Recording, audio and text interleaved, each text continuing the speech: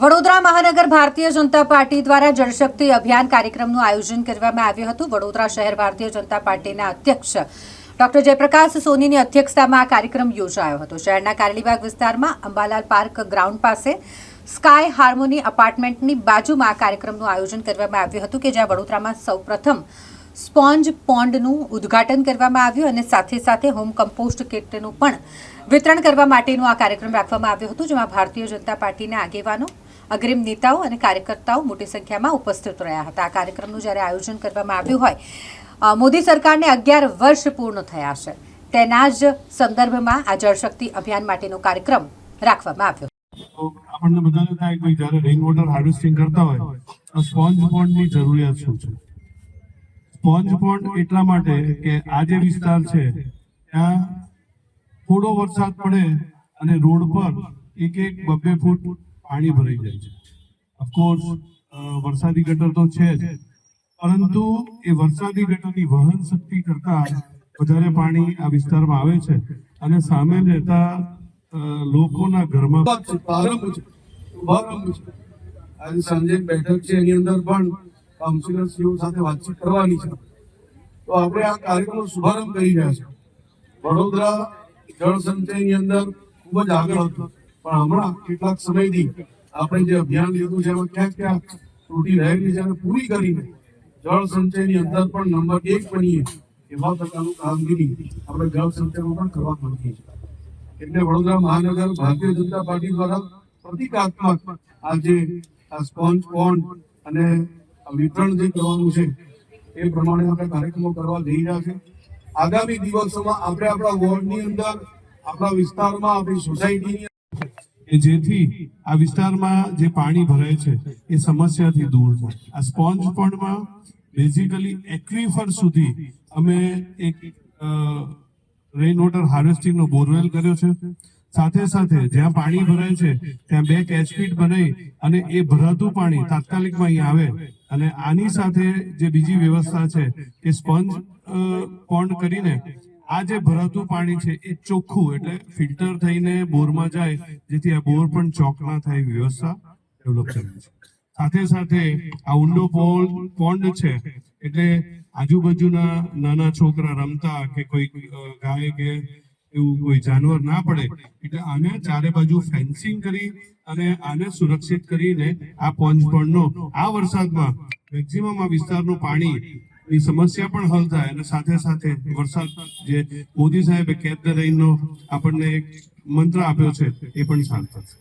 આજે દિનાંક 9 જૂન 2025 મોદી સાહેબની જે 3.0 ગવર્મેન્ટનું 1 વર્ષ પૂરું થયું અને કુલ મળીને 2014થી લઈને 11 વર્ષ મોદી સાહેબની સરકારને પૂરા થયા છે।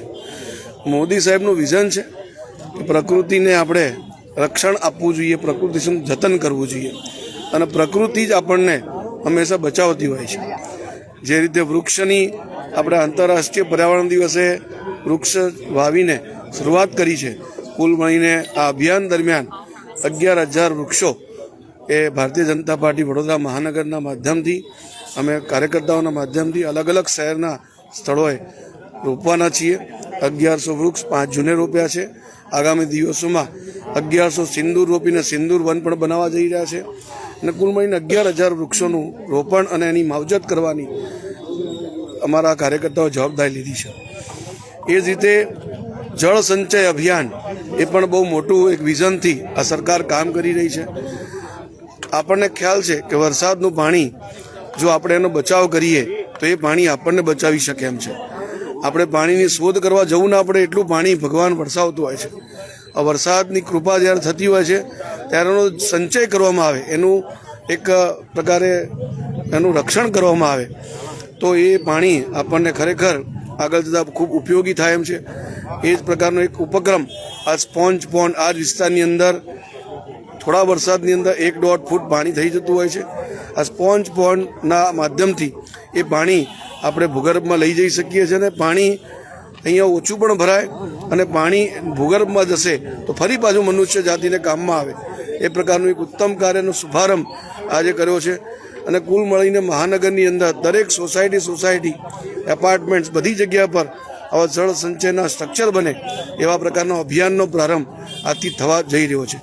એ જ પ્રમાણે હોમ કમ્પોસ્ટ કીટ આપણે જોયું હશે, એક અનોખો પ્રયોગ છે. આપણા માન્ય ગવર્નર શ્રી અને માન્ય મોદી સાહેબનું વિઝન છે કે આપણે ઘરનો જે આવો લીલો સૂકો ભીનો કચરો જે છે એને આપણે આપણા ઘરમાં જ રાખી શકીએ અને ઘરની અંદર જ આવા પ્રકારના વેજીટેબલ ઉગાડે, એવા પ્રકારના છોડને જો વાવીએ તો એ આપણને ફરી ઉપયોગી થાય. એટલે જે આપણે લઈએ છીએ પર્યાવરણમાંથી એને ફરી પાછું પર્યાવરણમાં નહીં આપતા, આપણે જ એનો ઉપયોગ કરીને ફરી આવા નાના નાના વૃક્ષ છોડ આપણા ઘરમાં જ ઉગાડી શકીએ એવા પ્રકારનો એક પ્રયોગ આજનો પણ શુભારંભ થયો છે. પ્રતિકાત્મક કેટલાક આપણે આ કીટની વિતરણ કર્યું છે અને આગામી દિવસો મોટા પાયે આપણે જેમને પણ જરૂર પડશે એ પ્રમાણે આનું વિતરણ કરવામાં આવશે પ્રકારની મહાનગરની યોજના છે. પાણી વાદળીમાં પાસ થઈ અને ચોખ્ખું પાણી પર્ક્યુલેટ થાય એ પ્રકારની વ્યવસ્થા, પરંતુ વધારે પાણી આ વિસ્તારમાં ભરાય છે એટલે વધારે પાણી એક સાથે બોરની અંદર જઈને ચોખ્ખું પાણી અંદર જાય એ પ્રમાણેની વ્યવસ્થા માટે આ સ્પોન્જ પોન્ડ બનાવવામાં આવ્યો છે. આ સ્પોન્જ પોન્ડમાં જે બોર કર્યો છે એ એક્વિફર લેવલ સુધીનો બોર કરવામાં આવ્યો છે, જેથી વધારે પાણી આમાં વહન થઈ શકે. સાથે સાથે પોન્ડ એટલા માટે બનાવ્યું છે કે આ આજુબાજુના વિસ્તારમાં ભરાતું પાણી એક સાથે એની 2 ચેમ્બર મારફતે અંદર આવે અને જે બોર એબ્ઝોર્બ ના કરે એ પાણી આજુબાજુ ભરાઈ અને પછી એ પાણી એબ્ઝોર્બ થાય. આ પ્રકારની વ્યવસ્થા આ સ્પોન્જ પોન્ડથી કરવામાં આવે છે. સ્થાનિકો દ્વારા એવું કહેવામાં આવી રહ્યું છે કે જો આ સ્પોન્જ પોન્ડ ખુલ્લો રહેશે તો કોઈના પડી જવાની બીક પણ રહેશે. બેન, આની સાથે આ સ્પોન્જ પોન્ડને અમે ફેન્સિંગ પણ કરી દેવાના છે અને હું આપને એ માટેના પિક્ચર્સ પણ હું લઈને આવ્યો છું કે કઈ પ્રકારની વ્યવસ્થા કરવાના છે. અને આ પ્રકારની ચેન લિંક ફેન્સિંગથી આ પોન્ડને કવર કરીશું, જેથી જાનવર કે માણસને કોઈ પણ પ્રકારનું અંદર થાય નહીં. સાથે સાથે અમે સ્થાનિક રહીશોને આપના દ્વારા વિનંતી પણ કરીએ છીએ કે આ સ્પોન્જમાં આપ કચરો ના નાખશો, નહીં તો આપને પણ તકલીફ થશે અને કોર્પોરેશનના માણસોને સાફ કરવાની પણ તકલીફ થશે. આ સ્પોન્જ પોન્ડ બનવાથી આ વિસ્તારમાં ભરાતા પાણીને લઈને સમસ્યાનું નિરાકરણ કેટલું થઈ શકે? બેન, અમે પ્રયત્ન કરીએ છીએ અને અમે એવી આશા રાખીએ છીએ કે આ નિરાકરણ આવી જવું જોઈએ.